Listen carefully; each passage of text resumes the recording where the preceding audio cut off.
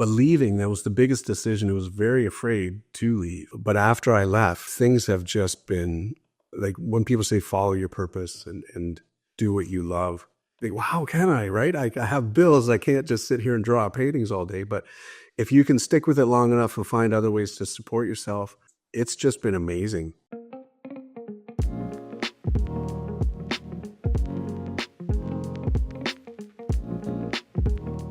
Thank you for joining the Free Time Mastermind podcast. I'm your host, Robert Gaines. Very few get to call themselves a full-time musician. Our guest, Chris Evelyn, walked away from a long career in an auto plant to pursue that dream. He stays busy both on stage and in the studio. Stay with us to learn more about Chris. Thank you for joining us, Chris. Where are you calling in from? I'm just outside of Brockville, which is south of Ottawa. So you're right across from upstate New York, is that right? Absolutely, yeah. We just finished a little tour down there as well in Rochester and Syracuse and Ogdensburg. It's like right in my backyard. If you just jump the river, right in Ogdensburg, New York. Yeah. And you're from that's where you're in a river city as well. I'm from Louisville, Kentucky originally, which is a river city, and you're on the St. Lawrence, is that right? Correct. Yeah, the Thousand Islands right along here, beautiful down by Brockville, Gananoque. It's a stunning part of the province here. It's a beautiful part. And a big castle, the Singer Castle, I think is up by you, which I had to do some research about that. Of course, that was the Singer sewing machine empire, but yeah. That's a gorgeous, just right kind of in your neighborhood there. Yeah, just a little bit west of me here. Yeah, it's just down the river, but something to see for sure. Yeah. We've got a lot to talk about as far as music, but I wanted to check do you have any Canadian music influences? Oh, huge. Yeah. I think growing up, like getting into things, it was mostly American bands. But then as I got deeper into music, Triumph came into play, and Rick Emmett is a player was massive in my social network and of musicians. Rick Emmett just loved his playing and his style. Rush was always big here in Canada, right? And they took things a little differently with time signatures, and kind of that opened up the door for me later on to fall in love with Dream Theater, because Rush was kind of like a precursor to what was coming with that. But Harum Scarum is a Canadian band that I was so grateful to have the opportunity to open up for those guys when I was like 17, and later on in the career, we had a chance to record with Harry Hess at his studio in Toronto, and have since like connected with those guys over the years. But if you like melodic rock with harmonies, amazing guitar, amazing vocals, like that band is just they're perfect for me when I listen to them. And they're all Canadian right here out of Toronto, Ajax, Pickering area. Ian Thornley's another one. He's one of the monster players from Big Wreck. And so yeah, a lot of great Canadian players for sure. If you're a musician or you have some musical background, you have a different depth of appreciation of what they're doing. You know, it might sound pretty, but you're like, whoa, that chord, oh, how did they do that? You know, you can really appreciate the twists. Like you said with Rush, the multiple time changes. I mean, in straight 4/4 rock and roll, you know, not to take anything away from it, that was the foundation, but Rush just went in all of these different time signatures and amazing musicality. And mentioned. Sorry, go ahead. Here, right? When you hear, sorry to interrupt, but if it shifts like that, you're like, hold on a second. What happened to the heartbeat? What happened to that? There was a hoppity skippity in there, and then before you learn about theory, when you hear it, it feels different, right? And you mentioned Rick Emmett, and I read an article a few years ago, and I think the title was "God Gave Him Too Much," because he's a dynamite, almost operatic singer, world-class guitar player. And a fantastic lyricist, you know, and of course he is, you know, people know Triumph here, huge band, but I still think he's underrated despite the attention he's gotten. He's just a massive talent. He's so many things in one person that you don't normally see. And that happens a lot with like Richie Kotzen is another guy, amazing singer, amazing guitar player. Ian Thornley, incredible voice, incredible player. And, you know, from people that have, like Rick Emmett, super humble guy. If you talk to anyone that's chat with him or met him, he's super sweet, humble, down to earth. You know, Ian, same way. So it's nice but you're right. You see someone incredible on the instrument, and then they start singing, and it's perfect too. You're like, come on, man. They got it all, right? It's, It's inspiring for sure. as my brother likes to say, that guy never cut the grass. In other words, growing up, he was just playing guitar. He was able to kind of, possibly live his dream. He wasn't working in the coal factory. That's right. Yeah, like it's hours you can, and that's what when I went to see Jeff Healy. We talk about Canadian content. Oh, wow. We were at Healy's bar on Bathurst there, and listening to him play, just the separation of like all of the players. It's all really good stuff, but when you hear Jeff Healy, you're hearing something unique and you're hearing something different, and it hits you harder. But you realize all the hours that were put in too. You just didn't pick it up and start doing that. Like when I hear really, really well versed players of people that can speak with their instrument, the respect that I have isn't, oh, I wish I could do that. I was like, oh, I wish I had that discipline or that work ethic to put in that time to get to that level, right? I wanted to transition too from obviously during that time in the heyday of, let's say, Rush or with Triumph, they did pretty good with their music labels. They got fairly good deals, unlike a lot of musicians at the time. The monetization was album sales, ticket sales, shirts, and wow, has that changed? Yeah.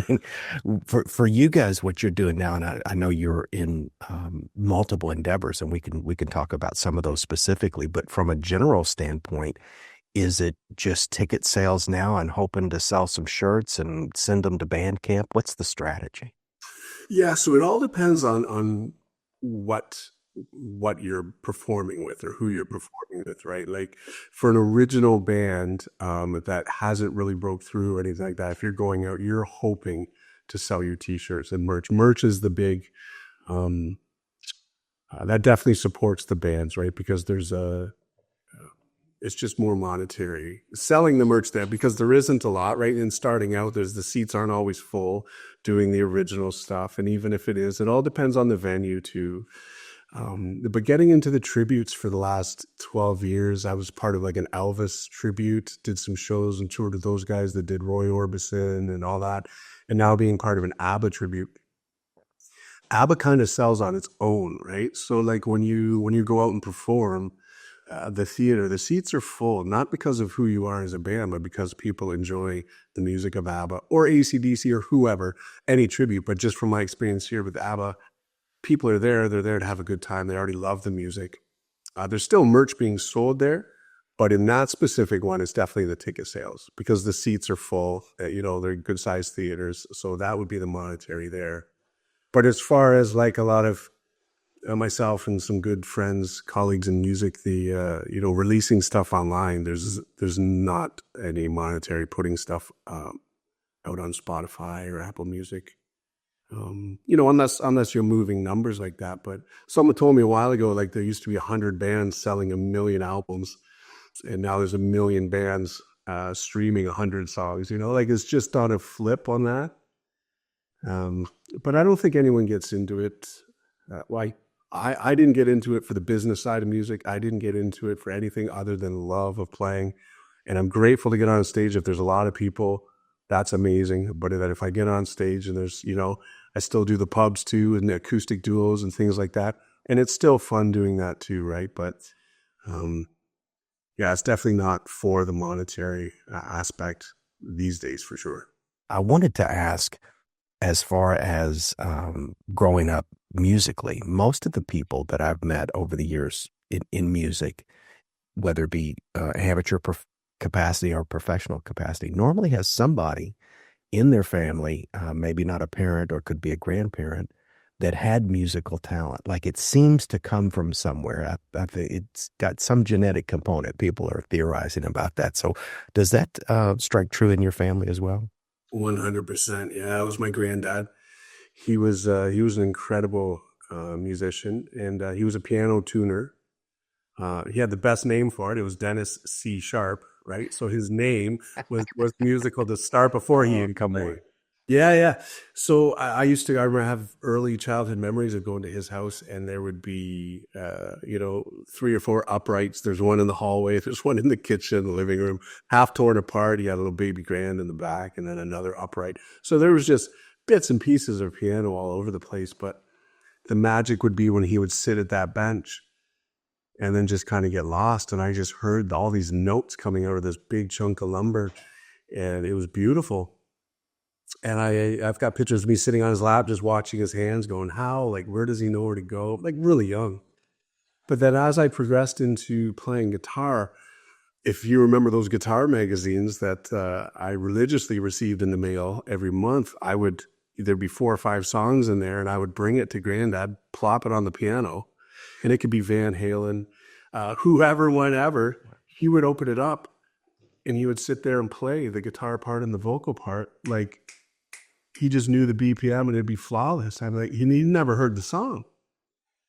But the magical part is when he got to the guitar solo, and if it was a Van Halen song, he would stop and he would start giggling.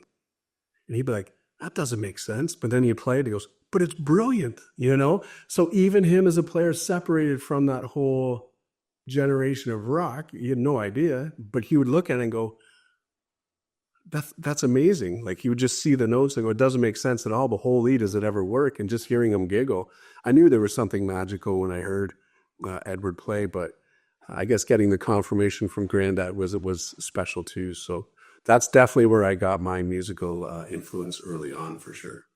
And you could see that that music, like high intensity mathematics, is a secret language. It's like people that can speak sign language. There's a world open to them that's not open to other people. And once you unlock that skill, it's amazing. And he obviously saw the joy of playing things that he would never buy the album of, but he's like, wow, this is incredible. Did he spend any time teaching you music, or did that come from someone else, or were you self-taught? Yeah, no, he would show me like just the basic, the chord, the triad, the 1 3 5, right? And I would start on the white keys at a very young age. And then I remember a story once. I was in his room and he was out in the kitchen, and then his face lit up, and someone asked him what's going on. He goes, "Oh, he's on to the black keys now, right?" So once those accidentals came into play, he kind of lit up. So he showed me how to play Eruption by Van Halen, the tapping part.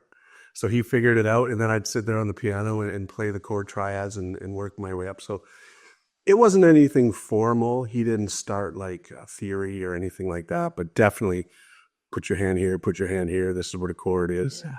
Put your foot on the pedal, make it sound nice, and away we go. So that's where it started. So that is the nurture and the nature. So again, possibly some genetics and nurturing that idea and being supportive of what you were trying to do, which that's great. I mean, I think, had you not had that experience, you might have been more of a latecomer to music, probably would have gravitated towards it anyway, but with his inspiration, that really seemed to help. I like people that were born in, I think that generation would have been born in the 1950s. A lot of musicians from that era that grew up to become players in the 60s and 70s always refer back to that Beatles moment. So they were kids. They really maybe not weren't cognizant of music. And then on the Ed Sullivan Show, the Beatles come on.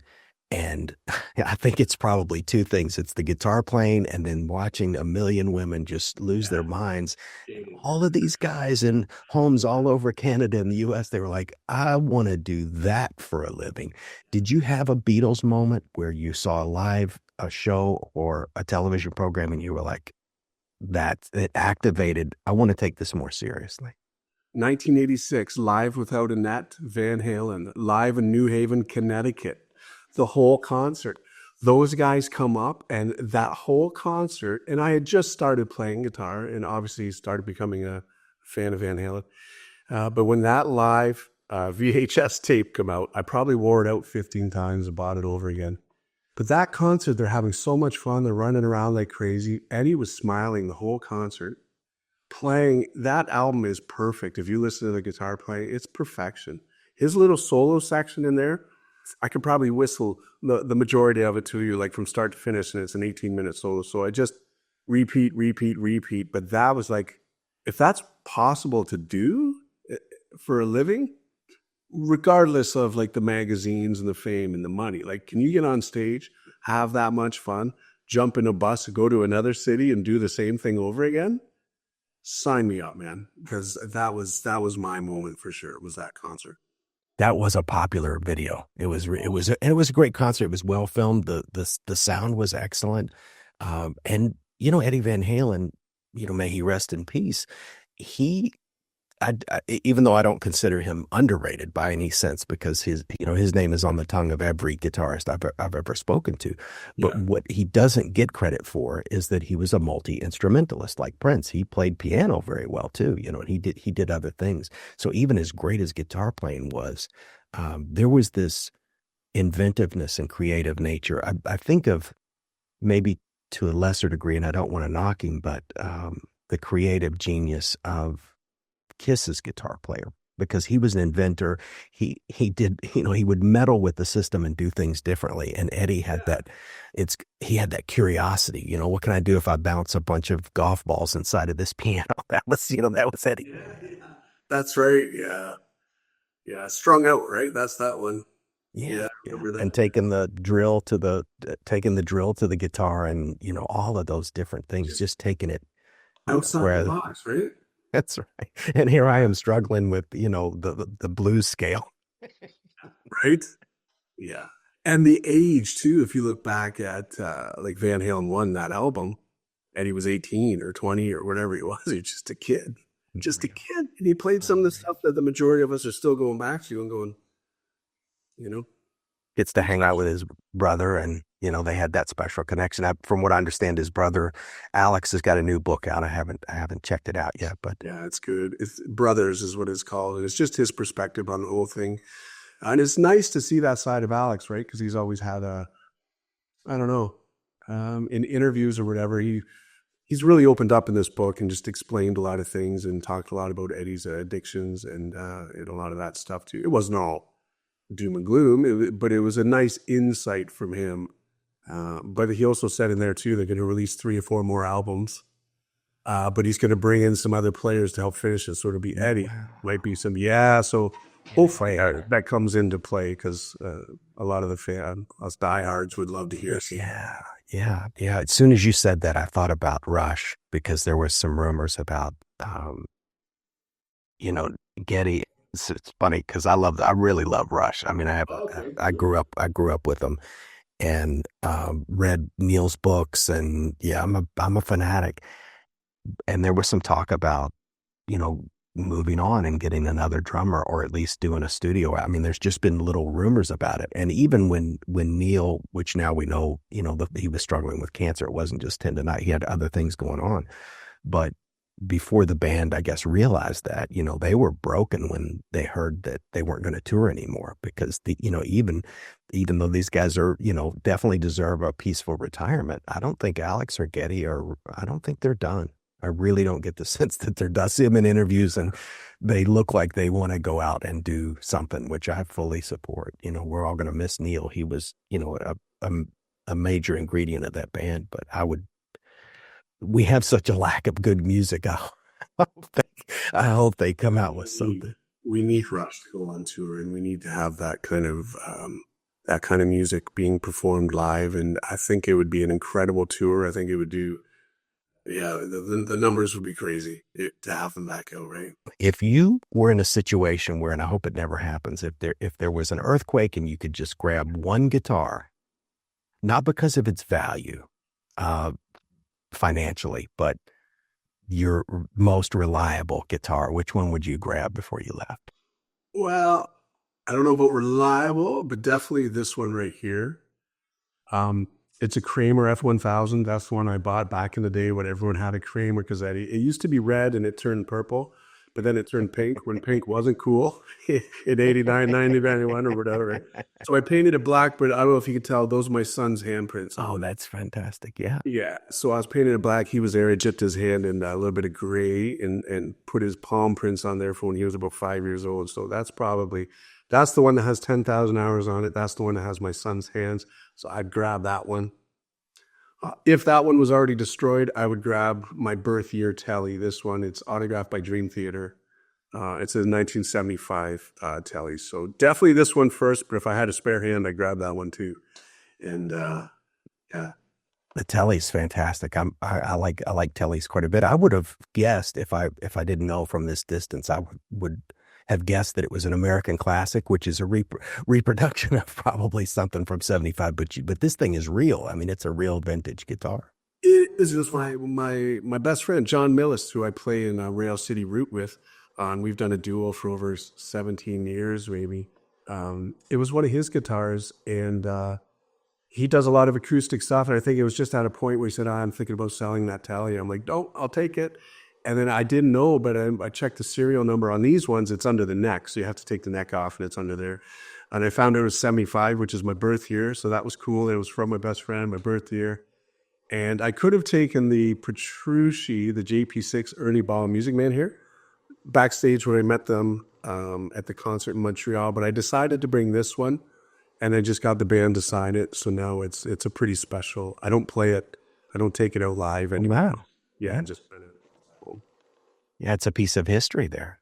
Yeah, there's a lot of things attached to that one, but yeah, I love it. Do you spend a lot of time recording material at home? I do. Yeah, so I still teach. I have some students, so I'm always learning newer bands that I've never heard of, and I love that aspect. Like, hey, like some kids come in and say, "Have you ever heard of Ozzy Osbourne?" I'm like, "Oh my gosh, no, who is this?" Right? And I see the excitement of them going through the Black Sabbath or the Randy Rhoads years and all that stuff, and it relives it for me. But then I get to learn these new bands that I haven't really spent a lot of time on, and I find it exciting. But I don't listen to a lot of newer music myself because I'm trying to create my own, and I'm starting to. John and I are doing the Rail City Roots. We're getting some songs we've written in the past recorded, released. I have my own music so some instrumentals and some other ones that I've written, but I have other people come in and sing on.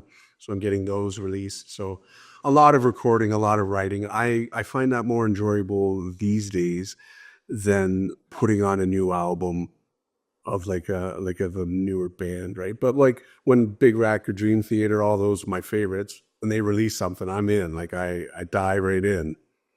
But I enjoy creating music more now than exploring some of the newer music. With your work with John, I looked at some of the links, and it's a two-man band. Would that be correct to say?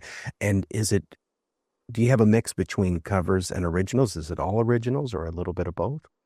So John and I perform as a duo at mostly covers, but then it was a while ago. We just started writing our own originals. We'd sneak the odd one into the show, and then people seemed to like some of them, right? It wasn't like going from a cover to original. As sometimes I'm sure you've been out like, okay, this is one of our own, and then you feel the dip, and people go to the washroom or get a drink, and it happens, right? It just Yeah. even with the big bands out there, when they play something off the new album, people take a dip, right? Like they go. It's not because it's not good. It's just not familiar, I guess. But yeah, so we're starting to release. We just said it's time, and so we released "It Used to Be," which is done really well. I think it's over 50,000 streams already. We just released. Did you have anybody else in the family that gravitated towards music? Like, let's say your son, for instance, whose handprints are on the guitar. Has he taken a shine to music at all? Yeah, they both. My son and my daughter both.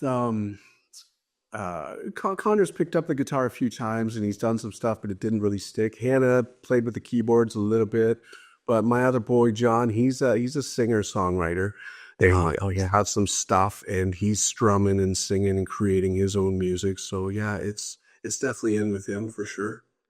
I've seen a lot of, now in retrospect, we're seeing some of the upsides of us all being locked in our houses for a couple of years. But there were a lot of family bands that kind of came from the lockdown period, and they're still going strong, and it's amazing to see a whole family, and they would just get in the living room, get out the GoPro or the camera, and they started doing sessions. And I thought, wow. And of course, the secondary benefit of bringing the family together. I thought that was just wonderful. And some of those that are still performing together, Yeah, that's cool.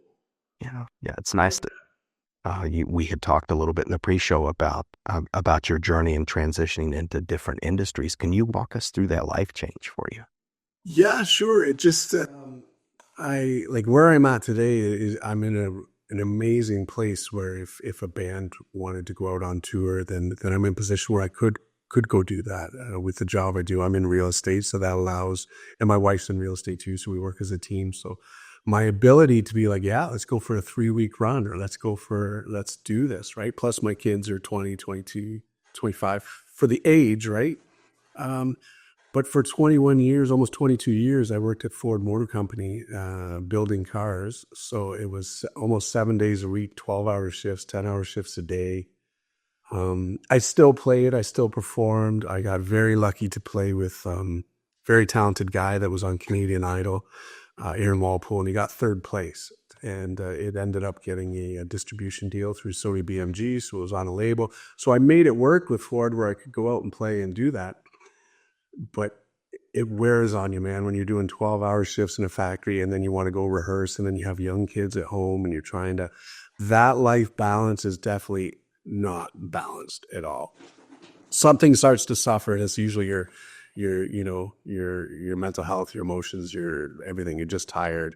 Even though you love to do it, there's only so many hours in a day. So after 21 years in the factory, I had met who's my wife now, Melissa, saw that she was into real estate, saw her schedule was busy, but then not as busy, and you were able to plan things, and there was just a little bit more freedom with it. Then showing up to a factory and doing that for 12 hours and then being done and being exhausted. And like you said, when the world shut down, I decided to go online and get my realtor's license. And now we're a team. And I was so fearful to leave the golden handcuffs of that pension and the benefits and the hourly wage. And I'm not knocking that. Like it's a secure thing, and that's why they offer it, right? And that's why I was there for 21 years. It wasn't because I enjoyed building cars or loved the factory life, but it provided me the ability and the means to travel with the kids and to provide them and have a home. So I don't resent being part of that. But leaving, that was the biggest decision. I was very afraid to leave. But after I left, things have just been like when people say follow your purpose and do what you love. Think, well, how can I, right? I have bills. I can't just sit here and draw paintings all day. But if you can stick with it long enough and find other ways to support yourself, it's just been amazing. Like the music and everything that I'm part of today, I'm so grateful to be part of it. I look around at some of the stages I'm on and the talented people I'm with, some of the people I've recorded with. I have Gary Lalonde from Honeymoon Suites playing bass on my Jim, that's sweet. I have Forrest Whitaker from Big Wreck playing drums on some things. I've got something coming down the pipe with Darren Smith from Harem Scarum. I'm just kind of pinched myself like, "Oh, what's going on, man? This is amazing." But just staying positive and following your passion is, it's definitely been a blessing for me. There's a lot of people, Chris, that some of them I know personally that would love to take the leap that you took. In a lot of these podcasts and interviews, people don't really talk about the real logistics behind things. So like when people bring me stuff, whether I'm analyzing a business idea or I think about things in terms of logistics because that's what's going to make or break it. Like, how do we get here from there? I'd like to know two things. One, what was that moment that you felt? Was it a gentle push or was it something a little bit more dramatic that made you decide to put in your 2 weeks at the factory? And in with that second part of the question, financially, did you prepare yourself, kind of get the war chest going before in other words, walk us through, so imagine you're talking to the guy out there watching this YouTube video and he wants to do what you're doing. How can give us some steps so that he can try to walk that path as well? Well, I'll be completely honest, and it was the love and support from my wife that was like, "We'll figure it out. We'll figure it out." And I had a lot of doubt. I was like, maybe I should, maybe I shouldn't.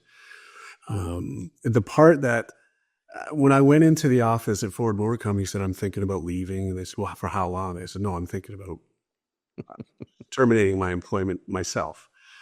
They literally at Human Resources turned around and grabbed a sheet and they just said, "Sign there." And that's 21 years, and that's typical of that company. It wasn't because of any. It was just like, okay, go ahead and do that, because now who they hire coming in secondary would be at half the pay, right? It's all that 2-tiered platform, so they wouldn't have to pay pension. It saves them money for people to leave. But there was no, do you want to go to the side office? Do you want to have a chat? Do you want to talk to someone? Do you want to, like, this is quite a decision. It was none of that. It was just sign this piece of paper. I'm like, okay, so I know my worth there was whatever, like it easily replaced. And it was a tough decision. It was extremely tough because it's good pay. The pension is pension for life after 30 years. I was 9 years away from a full pension. And my wife's just like, figure it out. Like, it's unhealthy. You're not happy. I didn't enjoy waking up going to do that all day and then coming home extremely tired. And the big part of it for me too, man, is my kids were in like St. Thomas and I was working in Oakville. So there's a 2 hour commute on top of that 12-hour shift. So I would drive 2 hours, work 12 hours, drive 2 hours home. So, like it just, the quality of life was just not there. And then I saw my wife was just laughing and enjoying life, and she loved, real estate and everything. So she just said, "We'll make it happen. We'll make it happen." So I wasn't like saving up for 2 years and building up a nest egg. I really lucked out. My wife does very well in real estate. I decided to move to Brockville from there. I just made that decision, and we did. We figured it out. I started teaching. I had up to 75 students a week. I got my real estate license. We have a property management company. We just started building. And then my son from in St. Thomas, when he was 18, he decided to, because I'm divorced, he left. He left and moved in with me. So I've had, like, I'm divorced dad, remarried, and I have my son living with me here, which is a rare story. So it's not just the music that came. I got my son back full time. It's been beautiful. All I can tell people is just follow your bliss and do it, make it happen. Like it on the financial end of it, I don't know. I don't know. Like the fear just went from I'm doing it, I did it, I made it happen. I worked really hard. I didn't just leave there and to just sit around, right? Like I was out busting and working and doing things. And my son and I did a truck and trailer thing. So we do stuff on the side and we would just do so many different jobs. And I thought I would never make the income that I did at Fours, but very quickly oh, that's not so bad. And then you say, hey, but I'm enjoying what I'm doing. Even if it stayed the same or even less, I'd be okay making less money or being happy. Right? It's that whole thing. Do you know that John Lennon story when the teacher asked him what he wants to be when he grows up? This is grade 6 or grade 7. I'd have to Google it to check it, but the teachers gave the class an assignment. They said, everybody, I want you to write down what you want to be when you grow up. And everybody wrote down astronaut, policeman, fireman, doctor, whatever, all the norm, right? Nothing wrong with that. John Lennon said happy. And the teacher said, oh, you don't understand the project. His reply was, you don't understand life. I want to be happy when I grow up. Yeah. Right? But there's a shift in that. And I can't tell you, like today is just, I'm in a really good place. And it just worked. I didn't think it would. I had so much doubt. I had so much fear. I thought I was making a huge mistake financially, career-wise and everything. But I'm telling you, it's just, I enjoy waking up today. I get excited for my days. Just got back from a tour with the ABBA band. We got another one coming up on the West Coast. We've got some more in the States coming up. We got the East Coast we just finished. Traveling, playing Dancing Queen and Mamma Mia. People are dancing. I mean, that's not the factory life for me. And I'm not knocking factory life, but I'm enjoying my days way more. What would have been the full retirement had you stayed another X number of years or? Yeah, so they had a thing there was 30 and out. And I think I started at 21, so 51. I could have retired full pension. But again, it was because I used to be at the St. Thomas plant that built the Crown Vics, the police cars, the cabs, the Lincoln Town cars, all that. It closed down in 2015 or 16. So then I got transferred to Oakville, which is like Toronto. That's why there was that commute for those few years. But it was, it just wasn't the same. We lost the CAW, that union left. So Unifor came in, which was a lot less of a union. It was more of a management heavy company than the CAW was incredible. But when it shifted to Unifor, it took a turn. But yeah, everyone on the line, bad shoulder, bad back, whatever. Addiction was huge in the play. Addiction. Yes. Mental health, depression. But there was some people that showed up a half hour early, read the paper, loved their day, went home, came back on Saturdays to play cards. Like there was some people in there that just loved it and it was great for them. That's right. but there is some people that are in there. I think, especially the creative ones, or the not even just creative, maybe the people that have an entrepreneur mindset or whatever. They understood, like, okay, this is what I'm doing all day. It provides. That's right. That's why, it's just, I don't regret it. I don't resent being there, but I didn't have another 9 years in it. Um, yeah, it was just too much. And to have a supportive spouse is amazing. Now, as part of this duo, this married team realty, does she have strengths in different areas from you where those skills come together and make, one really great realtor, or are you both strong in the same areas? Well, she's been at it for 18 years. I'm 3 years in, so she definitely has the experience in. But yeah, it's definitely not like a good cop, bad cop kind of thing. But we work great together as a team. We're definitely a couple that can hang not drywall, but like wallpaper or whatever. There's no art. We work really, really well together, and I love going to work and working with my wife and doing everything. It flows, and it's pretty cool to see her. I remember my first couple of times where she was on the phone getting ready for a listing appointment, and just listening to her, because she didn't speak that way in a relationship, right? To hear her professional side, I was super proud of her. She's just like, she's full of integrity. She just takes care of, there are some stereotypes with realtors. Those don't exist with my wife or myself, right? Like, it's all about helping the people and integrity. So I was drawn to that. But she just finished her degree. She got a degree in psychology, and she's starting her master's in January. So she's shifting gears now. Um, so I'll be doing real estate. My son he's in school to get his license. And then my wife is slowly going to transition into helping people, be a psychologist, and do that, which has been her lifelong passion. So there's two of us fulfilling our lifelong passions. And We'll have to get her. I'm sorry, we'll have to get her story, Chris, when she makes I call it the pivot. There's people make these pivots in their life. That's fantastic. Yeah. And she's put in her time in real estate. And I will say too, I looked at some of the listings up there in your area. I'm in Florida, where a lot of houses are made out of bubble tape and tinfoil. And, and there's reasons for that, for that. But I looked at the houses in your area, and my gosh, they're built like tanks. I mean, it's brick and concrete and stone and just these amazing structures that are going to be around long after we're some gorgeous properties. Yeah, for sure. Now, I assume that is everybody, because of course, being in Canada, the winters compared to what we're getting in Florida is quite different. Are people mostly on a boiler there? What's the heating situation? For heat, so out in the country, it's propane, but in the city is natural gas mostly, right? There's natural gas and propane are the two big ones. There's a couple that, depending on the age of the build, there's electric baseboards in some, but obviously, like, it's higher, cost to run those kind of things. But yeah, boilers not so much. Sometimes in an age-specific property, there'll be boilers there, and then even the older ones is oil, right? Yeah. You're getting away from the oil. But yeah, the winters get pretty cold here, especially Ottawa. It's a little bit different from where I'm from in, like, St. Thomas, Ontario, which is south. Up in Ottawa, it's a lot. They're heavier snowfalls for sure. What is there a hot listing right now that you think, if somebody wants to get in up there, is there properties that you see? Or sometimes I'm sure you'll see one and think, man, I wish I could, this is pretty nice. We could swap hours out for this. Yeah.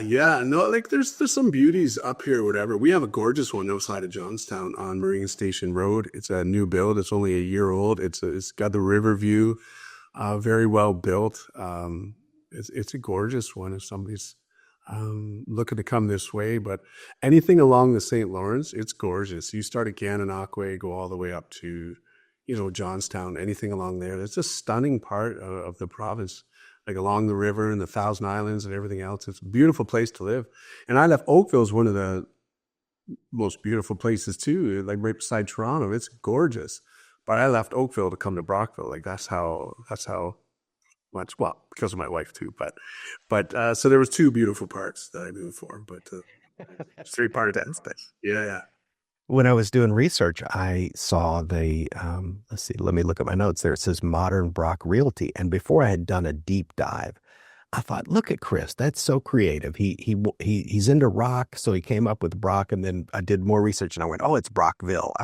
but I thought you came up Modern with rock, really. I was like, modern Brock. I was like, that's brilliant, but it's Rockville, pretty funny there. Now, you've got tons of links. When I looked at your Facebook and YouTube, different things. What's the main way people can connect with you, or the main couple of ways? Yeah, Chris Evelyn Music on Facebook is a direct way if people are looking for like recordings or lessons or just connecting and networking in any way. That's the best way. Spotify, if they want to hear things, Chris Eveland or Rail City Route. But if you're into tributes, SOS, the ABBA Experience, that's a 10-piece tribute that I'm currently involved with and have been for about 5 years. And the shows are going incredibly well. That's a great night out. It's like New Year's Eve every weekend. Like it's crazy. It's a lot of fun. But yeah, Facebook is the best way. Chris Evelyn Music for sure. And on the real estate side, is there a direct? I think it was. Take a look there. Was it the Eveland Experience? Yeah, the Evelyn Experience for Real Estate on Facebook as well. That's my wife and I, and soon to be my son will be part of that as well. But yeah, if they're looking in the area, if they have any questions, wherever, they can reach out that way for sure. It was great having you on. Was there any questions you wish I had asked?